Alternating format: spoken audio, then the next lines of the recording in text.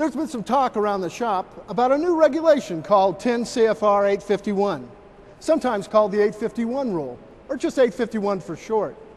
I've been learning about it, and I can answer most of your questions. If I can't, I'll find someone who can.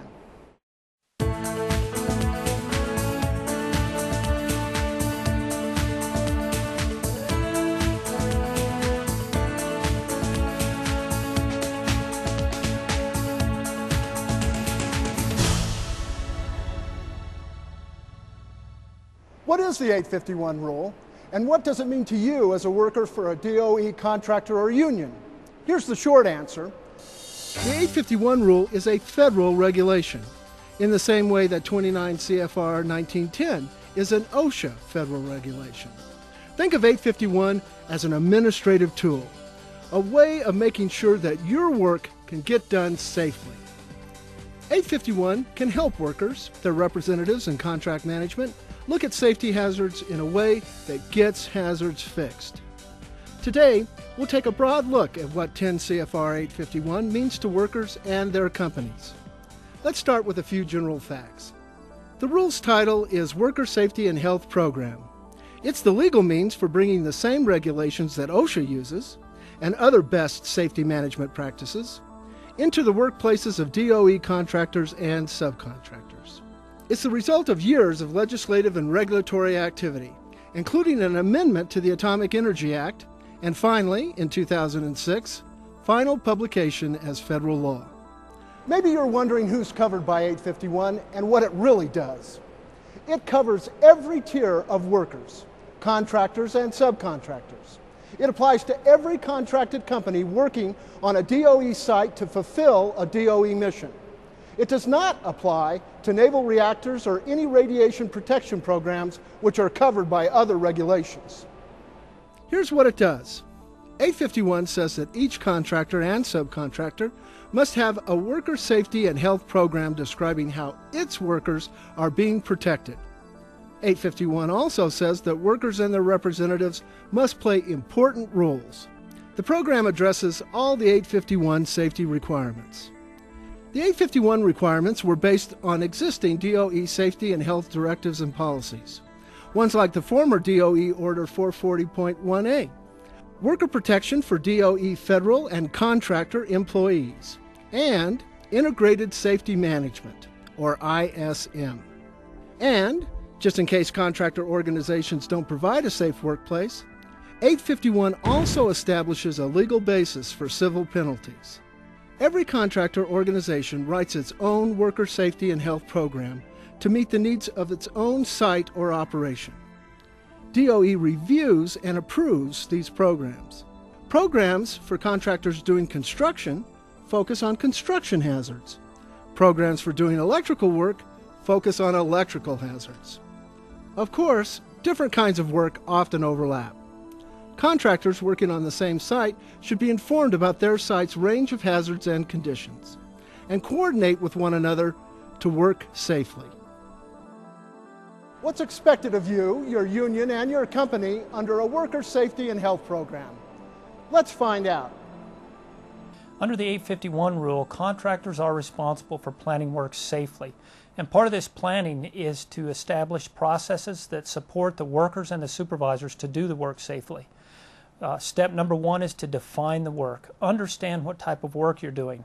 Number two, go out and analyze the hazards and develop controls for those hazards. We use the job hazard analysis for this, and it's a great template to go through your hazards and get the controls set up. Then we go out into the field, we perform the work. Performing the work, we use the guidelines that's set up in the job hazard analysis, and when it's all done, we get together for a quick brief to understand what we did good, what we did bad, so we can improve the process for the next time. Controls are ways to prevent or reduce the hazards and let you work more safely. You match the control level to the risk using a certain sequence. Here's what I mean. First, elimination or substitution.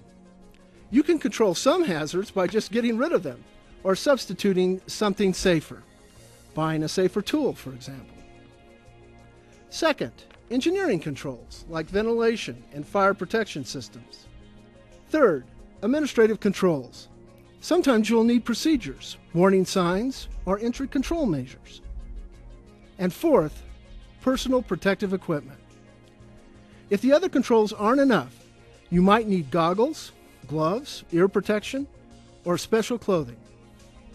Analyzing and controlling job hazards should be a routine part of the work planning done by the company and the union. It should also be part of how you think about the work every day. It means staying aware and involved, aware not only of what you're doing, but also what other work teams are doing nearby. When you're working with flammable liquids, for example, what else is going on around you? Is anyone doing work that creates sparks?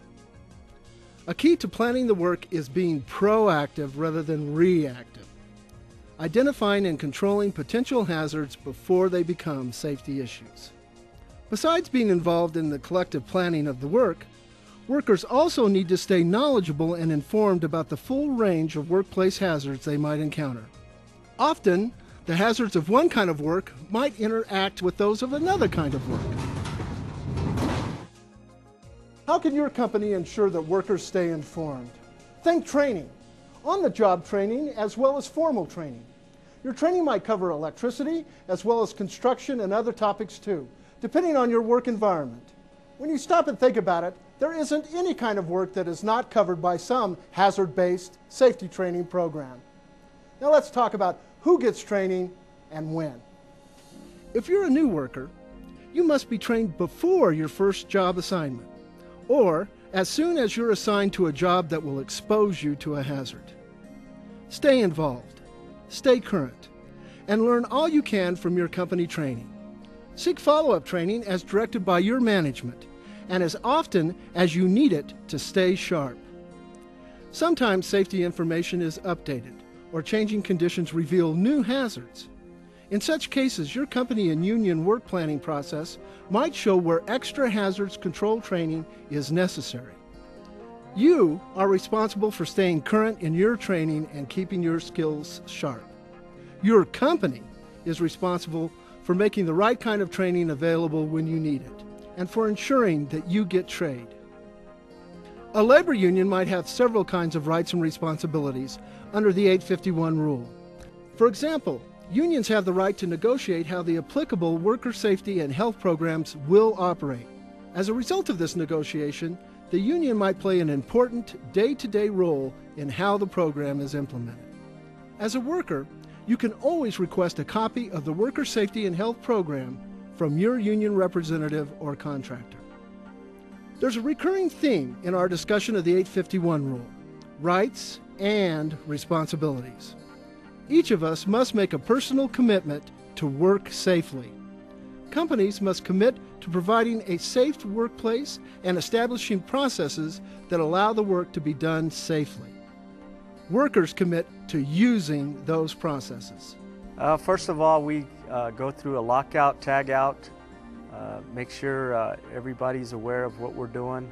Facility managers, other people that are involved in it, we make sure they're aware of what we're doing, and whether it's coning off an area, lockout, tag out a panel, lockout, tag out a disconnect. But safety is a big process. As a worker, you're responsible for exercising your rights and following the worker safety and health program that applies to your work. That means promptly reporting workplace injuries and illnesses, telling the appropriate people if you're concerned about worker safety and health, and having the right to do so without reprisal, stopping work if you spot a dangerous condition or serious hazard, having union or worker representation during assessments and monitoring, being notified about overexposure and having access to your own monitoring results, having access to certain OSHA record-keeping information on the OSHA Form 300.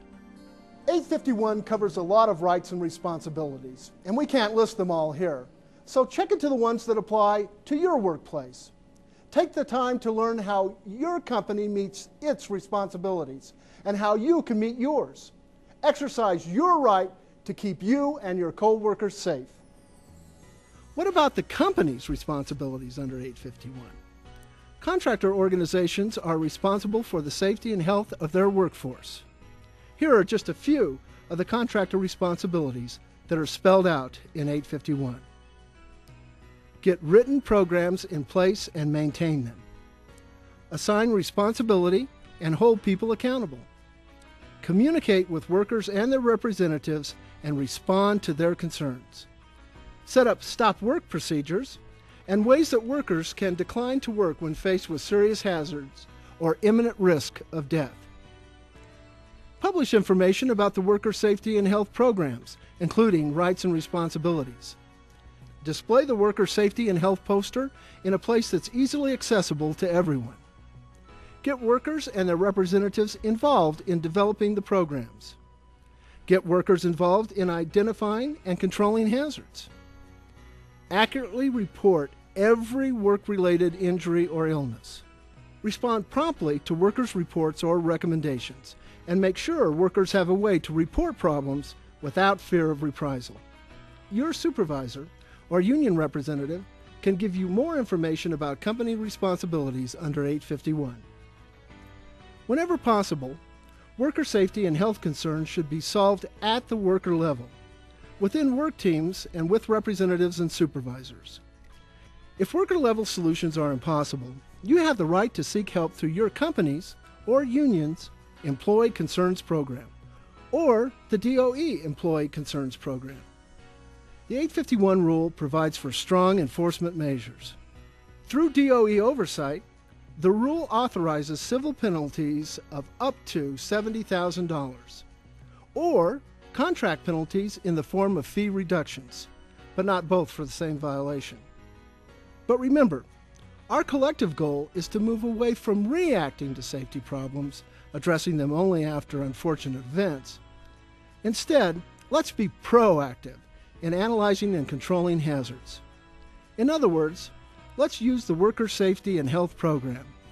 The program and the supporting integrated safety management system should guide contractors, unions, and all workers in planning the work and doing it safely.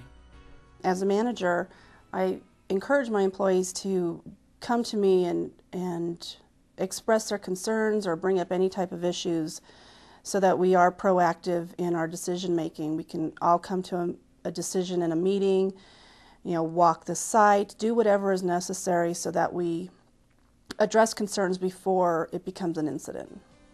In this brief overview, you heard about a regulation, 10 CFR 851. Worker Safety and Health Program, and how it works to help your work get done safely. You learned about the DOE-approved worker safety and health programs required by 851, and how you and your contractor or union work together to put them into action. You also learned how important you are in this process, about your responsibility to stay alert and well-informed, to voice your ideas and concerns, and to help identify and control hazards. Without you, and without your company's active compliance, 851 is just a law, just paper. But with you, it's a powerful tool for making sure the work gets done safely. And the whole point of working safely is making sure you're around to enjoy the things that make working worthwhile in the first place. For more information, talk to your supervisor or union representative.